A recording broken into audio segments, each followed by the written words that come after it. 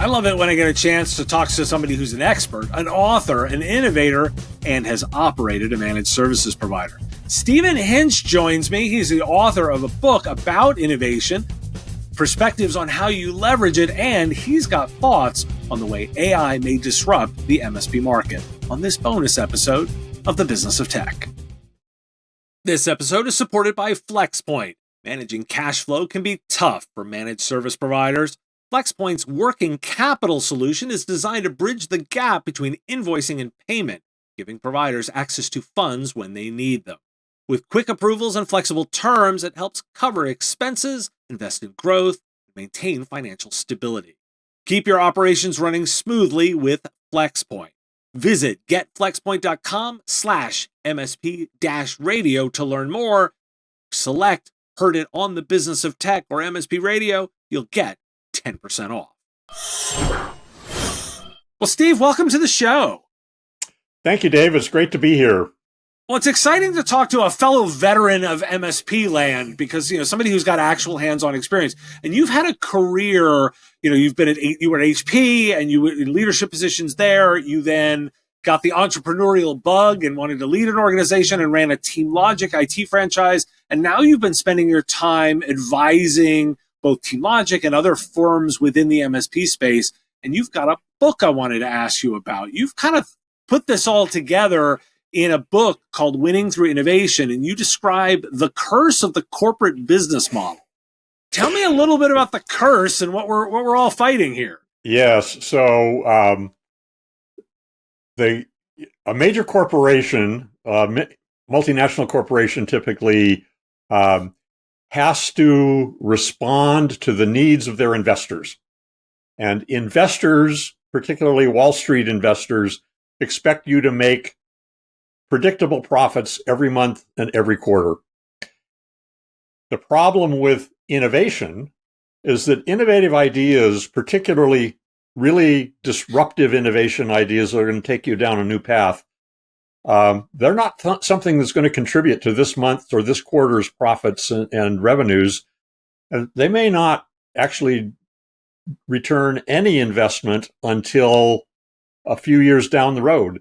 So corporate executives have to respond to these investors, and they're trying to do everything they can to get that new innovation out, even maybe before it's ready, because they want to generate revenues. So that's the first thing, that corporate metrics don't really reward investment in new untried ideas that are going to take a while to pay back. Second thing is that managers don't see the rewards commensurate with the risk. Now, if you're in a startup company and you're very successful, you can become a multimillionaire pretty quickly. That doesn't happen very often, but it's a great inspiration. In the corporate world, if a manager leads a project that's successful in innovation, they may get a few hundred stock options, they may get a promotion, but if they're not successful, their career is permanently derailed. And so most managers don't see the reward being worth the risk. And there's usually in the corporate world, there's very little motivation to have to take that risk. You don't get penalized for not taking it. And the final thing, the third thing in this course of the corporate business model is that what I have found is that managers in the corporate world are not they don't like risk as much as somebody in the startup world. They don't mind doing incremental innovations that will return rewards pretty quickly, but any kind of disruptive innovation, that's not what they want to do.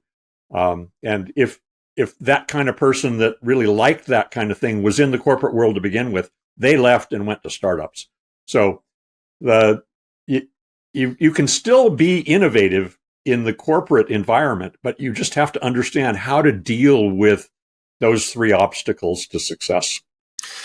It's interesting to say, like, because you caveat that at the end by saying you can be successful in the corporate world with that approach if you understand those caveats. But there is a pretty strong implication in what you're saying that both large companies, publicly traded companies, investor-backed companies simply would struggle. I won't go so far as to say incapable of, but like they would struggle to deliver new innovations. Is that a fair way of kind of framing that? Oh, that's absolutely true. Now, there are different kinds of innovation, and let's talk about, there are some kinds of innovation that corporations are really good at. Now, I classify innovation into 4 categories. It's either product innovation or process innovation, and it's either incremental innovation or disruptive innovation. Let's talk about those last 2. Incremental innovation is the kind of thing where you add some new features to a product that you already sell to existing customers. Example, the automobile industry, we're talking about the gasoline-powered automobile industry here, has been in the incremental innovation period for decades. The cars that they sell today sell to the same customers that bought them 10 or 20 years ago, but they're not the same cars. Improvements in anti-lock brakes, in driver safety, improvements in reliability make today's cars more attractive, and people are happy to trade in their old cars for the new cars. Disruptive innovation is where you bring out something entirely new to customers that were served by a less capable kind of alternative in the past. The example I use in my book, I use several examples, but this one I think everybody will resonate with. Back in the middle of the 20th century, the railroad industry switched from steam-powered locomotives to diesel-powered locomotives. Not a single manufacturer of steam-powered locomotives survived that transition, because that was a disruptive innovation that they did not know how to deal with. So that's a bit about the different kinds of innovation. Corporations are good at incremental innovation because that usually returns investments pretty quickly, and you can do them at fairly low risk. The disruptive innovations take a lot more risk, they take a lot longer, and that's not what Wall Street wants to see you do. Gotcha. Now I want to apply this to managed services for a moment here. And I actually want to sort of talk about the ecosystem that's developed here in terms of managed services. And we're delivering managed services broadly in this form since the kind of advent of the remote monitoring and management tools, which dates back to the early 2000s, when it was smaller companies like you've described serving other smaller companies.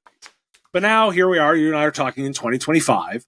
We are significantly further into this, and we have larger companies that I could describe as very corporate because they've got investor money that are delivering the software tools for managed services providers. But the providers themselves remain kind of startups, right? Because they're services organizations. They take longer to get there. They are maturing, but they're certainly not driven in the traditional corporate world.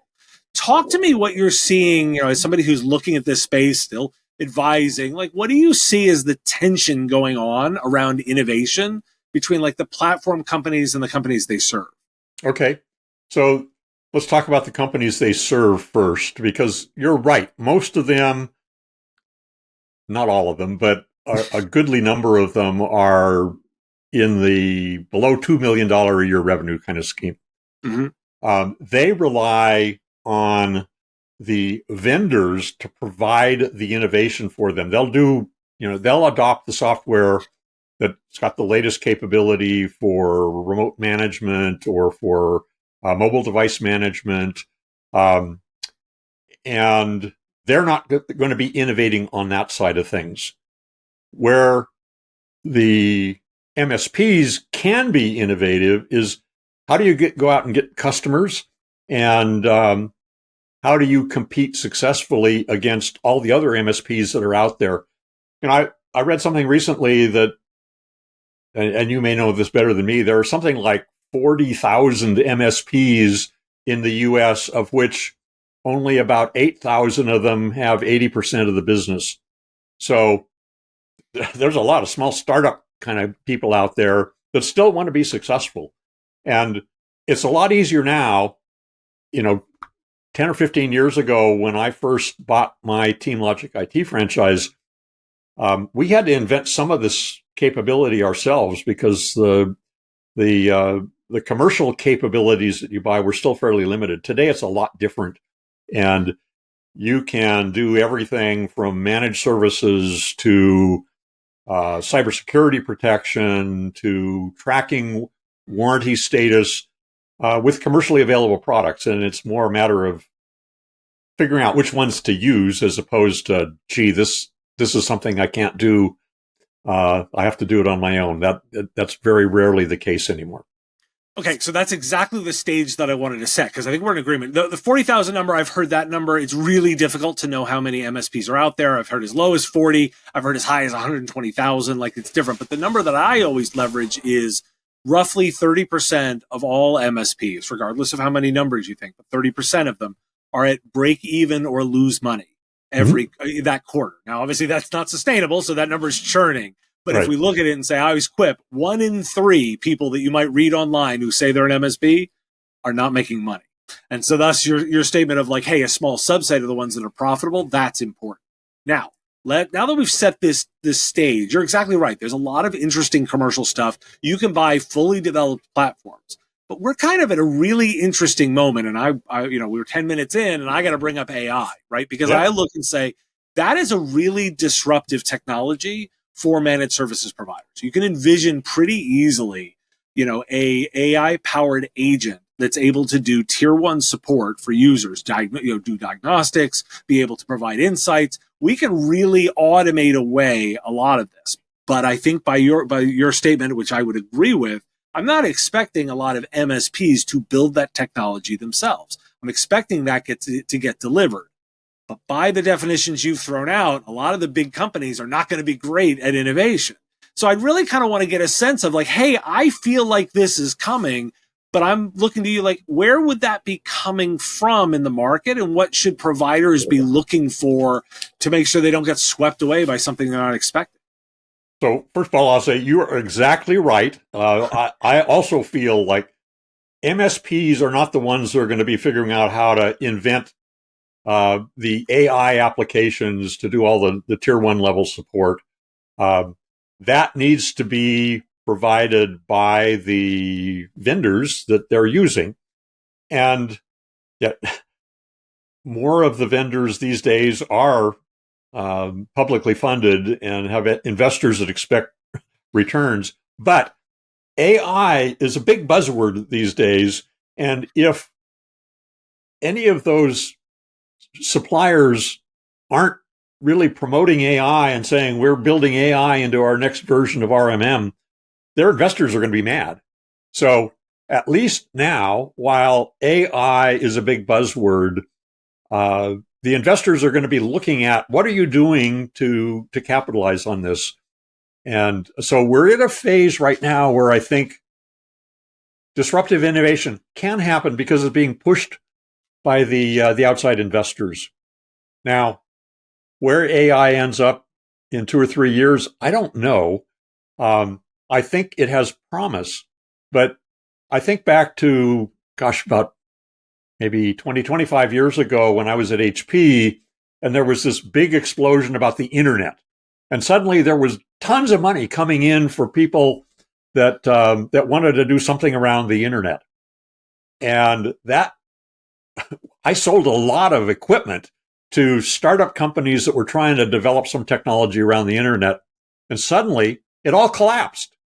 And where I had been selling $100 million a year in product to the internet market, suddenly I was selling nothing because the internet was still valuable, but investors realized that they were putting far too much money into it.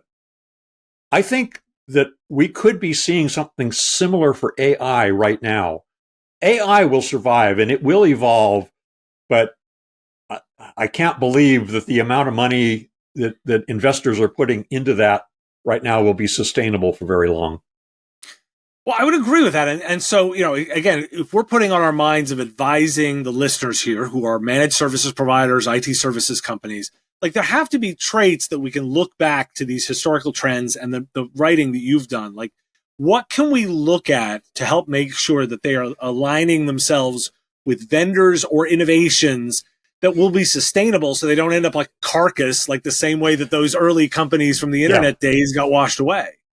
Well, And that's a good question, and I'm not sure I have a great answer for it, but let me tell you what I think is if you Okay. look back again to this internet phase, um, there were companies that were getting into the internet, and you could go online and sign up for them, and they would give away free computers if you signed up to be on their website. That was not sustainable, but the investors had a lot of money. Okay, give away 100 or 1,000 computers, and hopefully you get more traffic to your website as a result. But that kind of thing is not sustainable. There were companies even then that were focusing on what needed to be done to promote the internet and keep it moving in a more sustainable way. And they weren't just taking tons of money to do anything that investors thought they might want to do. So again, looking at the AI side of things here, the MSPs need to be asking the questions of their suppliers of how are you doing AI to help me as an MSP? And they need to be hearing answers that are solving questions that are really important to the MSP. And so if the RMM vendor is saying, we're working on AI to provide fully automated first level support, or maybe to do things like making sure that patches are updated on your servers and your workstations automatically without you having to decide to go in and do that. Those are the kind of things that MSPs should get excited about. But if you're hearing them, and I don't have a good example of stuff that is not really exciting to me, that how they're looking at AI to do something way blue sky kind of thing. AI right now is still best at the sort of the more predictable fundamental levels of solutions. It's not going to be replacing me with my disruptive innovation ideas. You're not going to be able to ask AI to invent the next new disruptive innovation. Maybe that'll happen in the future, but that's not there now. So the guidance that I would encourage MSPs to look for is to make sure that when they're talking to their vendors, that they're hearing stories about how AI is going to be incorporated that really make sense to them. Now, a lot of those thematic conversations tend to be around the idea of automation, right? We've even talked about the idea, like your example there, automating first level tasks. Now, this is an area where thematically we've heard this for a while, right? The whole premise of the managed services model has always been, hey, standardize and automate management. Now, with theory, we're supercharging a little bit. Like, but if we're advising MSPs here, where do you think they should be spending their time thinking about what's next from that innovation perspective? Like, where do they need to spend their time? So I think it's, the old story of you got to learn how to walk before you run. And you need to look at how you can apply AI in some lower risk areas that are more fundamental, the automation kind of stuff. Learn how to do that first before you look at more advanced ways to use AI. I think it's too easy to get involved in the hype. And, you're absolutely right. We've sort of been using RMM tools to automate things for a long time, and we haven't called it AI, but it's always been a way to reduce the amount of time that it takes a first level technician to provide support to a customer. AI can maybe reduce that more. But I'm not sure that I'm ready to say AI is going to look at, are we going to use AI to be our primary cybersecurity way to block threats? I don't think we're there yet. It's going to be more important, but you still got to apply the human element to figure out what makes sense. Especially AI is not perfect by any means, and the more that you try to use AI in higher risk areas, the more likely you are to screw things up. I mean, look, I always quip that analysts like me are oftentimes directionally correct and wrong on our timelines. And I tend to think things happen a lot faster than they actually do, mostly because I can always find advanced cases where it is happening, but not necessarily larger. So I want to actually take a quick step back, putting AI just aside. And most MSPs would really argue that consistent uptime and predictable performance are really what they deliver, right? Like that's what they deliver. And so what's your response to those people that would say like, hey, that's my core value. So innovation actually is a distraction. I need to focus on consistency and predictable performance. I don't see them as separate. I mean, it can be, because if those vendors are not providing AI in a way that solves those problems, then you've got a divergence. But I think, AI is a way or it can be a way for MSPs to provide an even more valuable way to support customers, keep things up all the time, and detect problems quickly.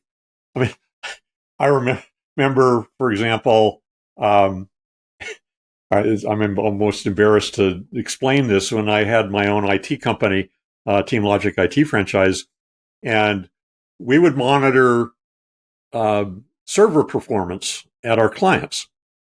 And in order to not get all sorts of alerts that meant nothing, the server would have to be offline for like 15 minutes before we did anything.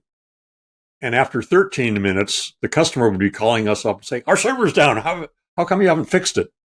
That's the kind of thing that AI should be able to detect that and take action even better than we were when we relied more on the first level technicians to get in there and fix the problem.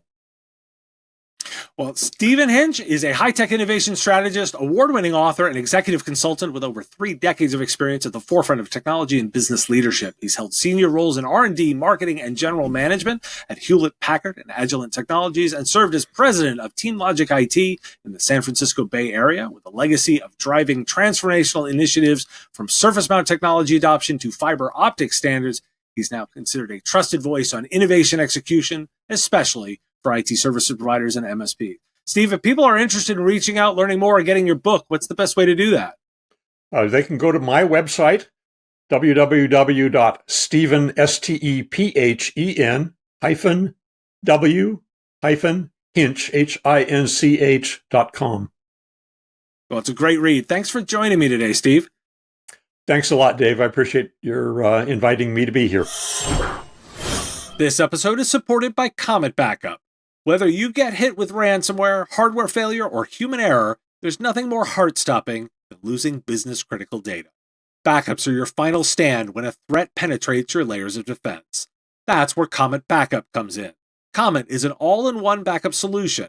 Whether you need to protect computers, servers, virtual environments, emails, or databases, Comet Backup empowers you to manage backups on your terms. Visit cometbackup.com to start your free 30-day trial today. Get $100 free credit when you sign up with the promo code MSP Radio.